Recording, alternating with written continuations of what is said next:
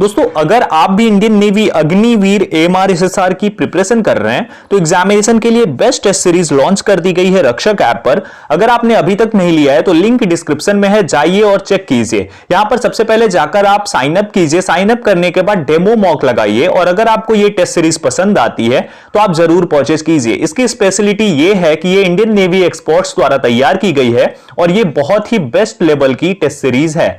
यहां पर अगर आप इसे परचेज करना चाहते हैं तो आप 349 रुपीज में ही परचेज कर सकते हैं, लेकिन अगर आप मेरा कोड ABStudy50 यूज करेंगे तो आपको 50% का डिस्काउंट मिलेगा और आप 175 रुपीज में परचेज कर पाएंगे। तो इंडियन नेवी AMR SSR को अगर क्रैक करना है फर्स्ट अटेम्प्ट में या आपका लास्ट अटेम्प्ट है तो ये टेस्ट सीरीज आपके लिए बहुत ही जबरदस्त साबित होने वाली है। तो जाइए डिस्क्रिप्शन के द्वारा डाउनलोड कीजिए और उसके बाद इस टेस्ट सीरीज का डेमो लगाइए। अच्छा लगे तो जरूर लीजिए और साथ ही साथ अगर आप ले लेते हैं तो मुझे व्हाट्सएप करना ना भूलें इस नंबर पर जो आपकी स्क्रीन पर है, ताकि मैं आप लोगों को लास्ट टाइम पर महा PDF प्रोवाइड कर सकूं फ्री में। जो भी ये टेस्ट सीरीज परचेज करेंगे उन सभी को फ्री में ये महा PDF दी जाएगी एग्जामिनेशन से कुछ दिनों पहले।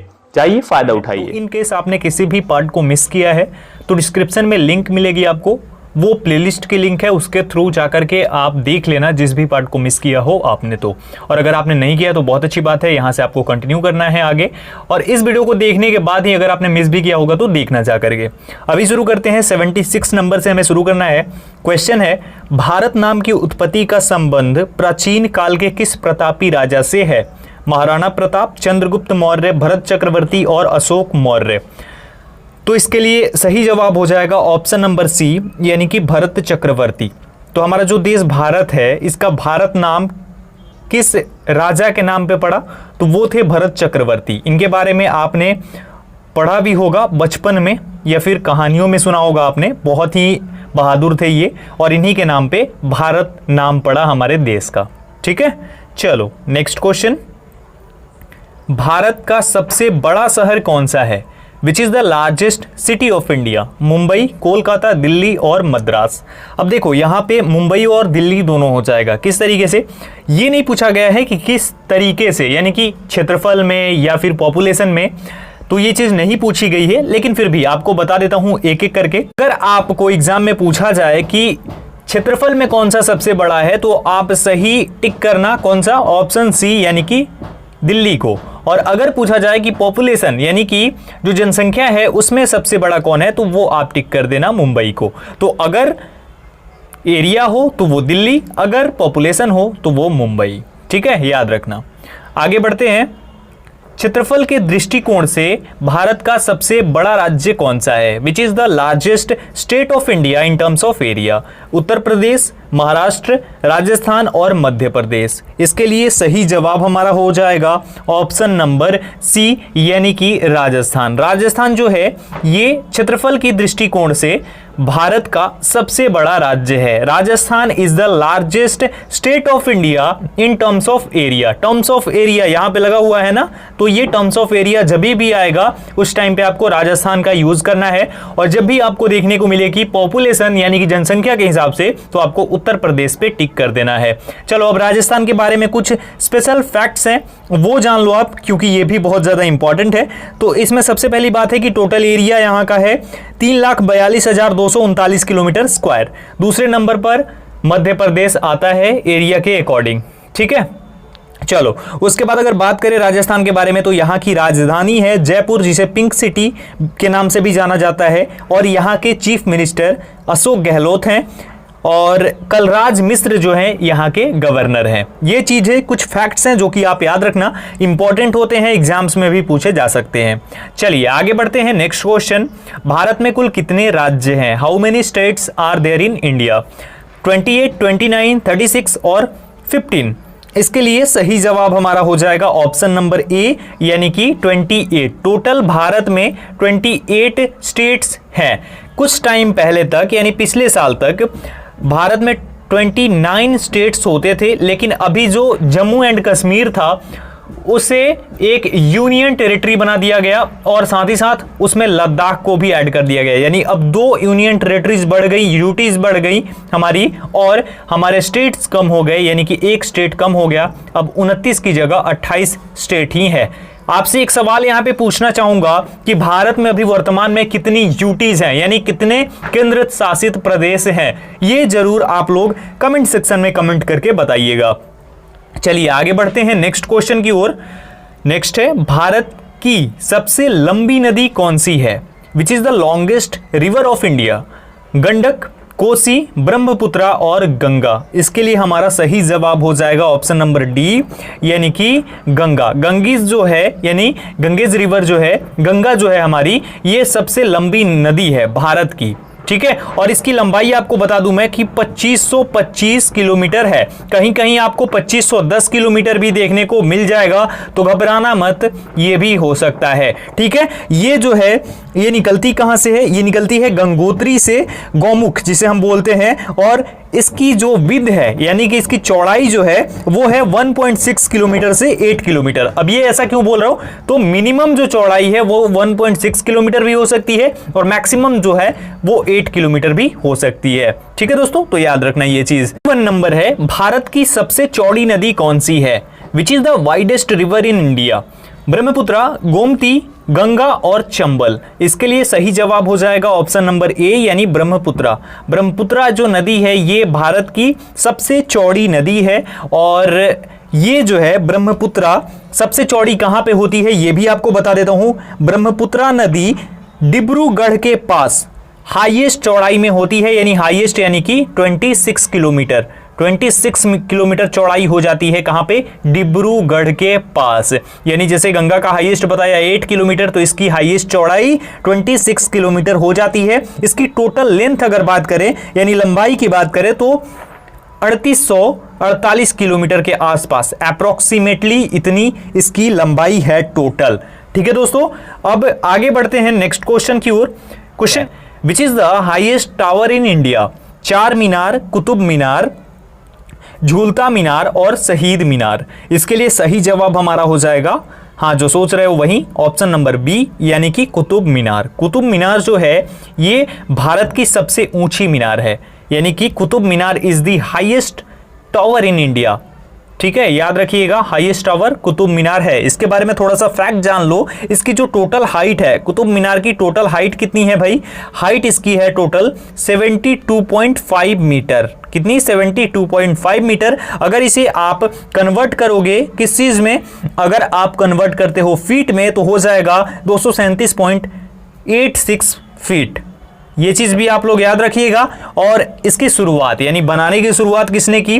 कुतुबुद्दीन ऐबक, जो कि दिल्ली का प्रथम मुस्लिम शासक था। इसने इसकी शुरुआत की थी, लेकिन उसके बाद में मृत्यु हो गई उसकी, और इसको आगे बढ़ाया इस कार्य को इल्तुतमिश ने। इसे पूरा करवाया किसने? इल्तुतमिश ने।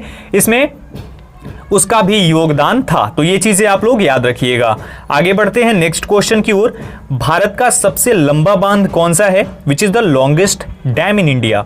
भाखड़ा, इंदिरा सागर बांध, हीराकुंड बांध और नागार्जुन सागर बांध। इसके लिए सही जवाब हो जाएगा ऑप्शन नंबर सी, यानी कि हीराकुंड बांध। हीराकुंड डैम जो है ये भारत का सबसे लंबा डैम है, यानी इसकी लंबाई सबसे अधिक है किसी भी डैम के मुकाबले में भारत में। और ये कहां पे है? ये ओडिशा में है। महानदी जो हमारी है उस पे ये है हीराकुंड डैम, और इसकी टोटल लेंथ जो है वो 10 किलोमीटर्स है। 10 किलोमीटर की इसकी लंबाई है टोटल। याद रखिएगा इन फैक्ट्स को। आगे बढ़ते हैं नेक्स्ट क्वेश्चन की ओर। भारत की सबसे लंबी सुरंग है? Which is the longest tunnel in India? Chenani नासरी, जवाहर सुरंग, मलीगुड़ा सुरंग और कॉमसेट सुरंग। इसके लिए सही जवाब हमारा हो जाएगा ऑप्शन नंबर ए, यानी कि चेनानी नासरी। चेनानी नासरी टनल जो है ये भारत की सबसे लंबी टनल है, और ये कहां पे है? ये हमारी है जम्मू एंड कश्मीर में, और इसे हम Shyama Prasad Mukherjee tunnel, also known as Shyama tunnel, also known as Chenani Nashri tunnel, ये सब कुछ इसको बोला जाता है। ये सभी इसके नाम है। ठीक है, याद रखिएगा। अब इसकी लंबाई जो है वो टोटल है 9.28 किलोमीटर। ये चीज भी आप लोग याद रखिएगा। आगे बढ़ते हैं नेक्स्ट क्वेश्चन की ओर। नेक्स्ट क्वेश्चन, भारत की सबसे ऊंची मूर्ति है, which is the tallest statue of India? Harmandir Sahib, Hampi, statue of unity और गोमतेश्वर। सही जवाब इसका हो जाएगा ऑप्शन नंबर सी, यानी statue of unity. Statue of unity जो है ये भारत की सबसे ऊंची मूर्ति है, ये भारत की सबसे ऊंची स्टैचू है और ये सरदार वल्लभ भाई पटेल की स्टैचू है। और कहां पे है ये? गुजरात में है, नर्मदा नदी के पास। किसके पास? नर्मदा नदी के पास। और इसकी जो टोटल लेंथ है, लंबाई है, वो है, सॉरी इसकी ऊंचाई बोल सकते हैं हम, ऊंचाई जो है इसकी 182 मीटर्स, जिसे हम अगर फीट में बोलें तो 597 फीट, 597 फीट ये इसकी टोटल ऊंचाई है। याद रखिएगा, बहुत इंपॉर्टेंट क्वेश्चन है। और ये सरदार वल्लभ भाई पटेल की स्टैचू है, यानी मूर्ति है।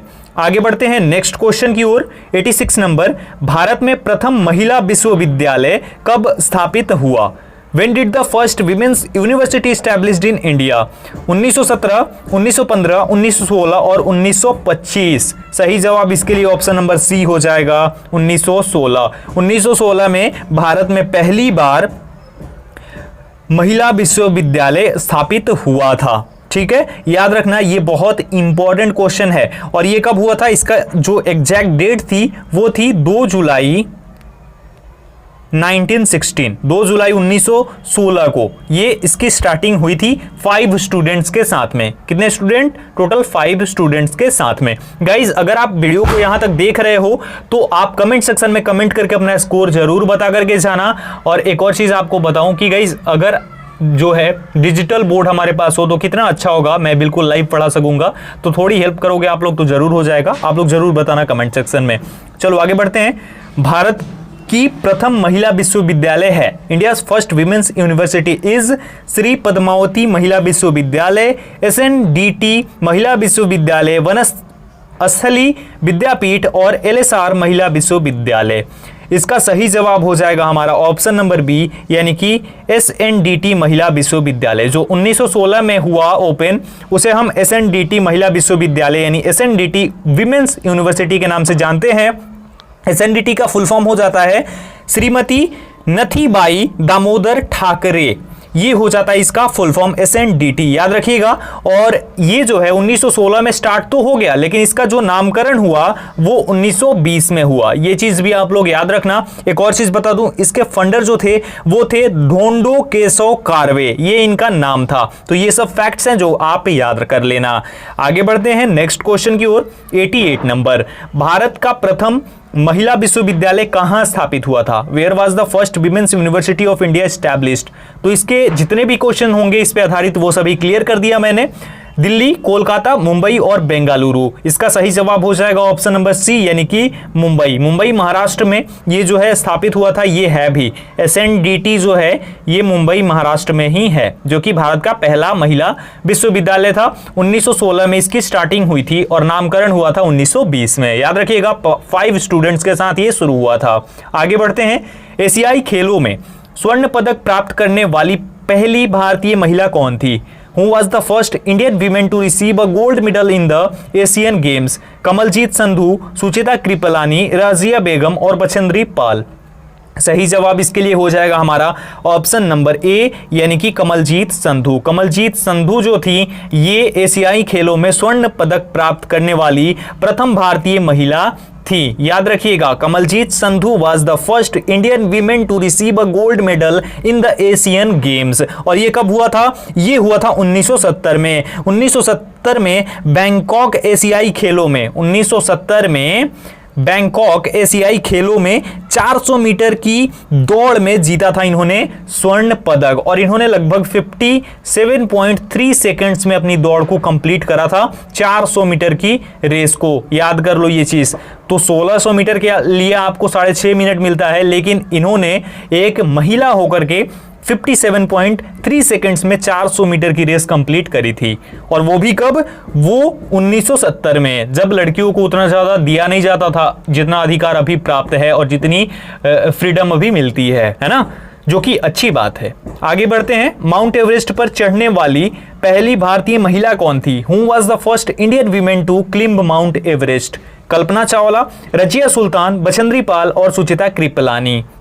सही जवाब ऑप्शन नंबर सी हो जाएगा, यानी बछेंद्री पाल। बछेंद्री पाल भारत की प्रथम महिला थी जो कि माउंट एवरेस्ट पर चढ़ी थी, सबसे पहले, यानी सबसे पहले चढ़ने वाली महिला थी। ठीक है, कब चढ़ी थी? 1984 में, 1984 में इन्होंने माउंट एवरेस्ट को क्लिम्ब किया था और ये फर्स्ट महिला बनी थी जो कि माउंट एवरेस्ट पर चढ़ी थी। याद रखिएगा, उसके बाद तो बहुत सारी महिलाएं चढ़ी हैं इस पे। ओके, तो गाइज ये थी आज की हमारी सीरीज का 6 पार्ट और आई होप कि आपने एंजॉय किया होगा, आपको काफी अच्छी लगी होगी ये वीडियो। मैं कोशिश कर रहा हूं चीजों को और ज्यादा इंप्रूव करने की, धीरे धीरे हो जाएंगी, आप लोग बस सपोर्ट करते रहो। अगर आपको पीडीएफ नोट्स और बाकी सब चीजें लेनी है, चाहिए, तो आप मुझे जरूर ज्वाइन कीजिए टेलीग्राम पर, इंस्टा पे भी जरूर ज्वाइन कर लेना और चैनल को सब्सक्राइब नहीं किया है तो सब्सक्राइब करके बेल आइकन को प्रेस जरूर कर देना, वीडियो को शेयर जरूर करना और लाइक भी कर देना। इस वीडियो में इतना ही, मिलता हूं एक और वीडियो के साथ। Thank you so much guys.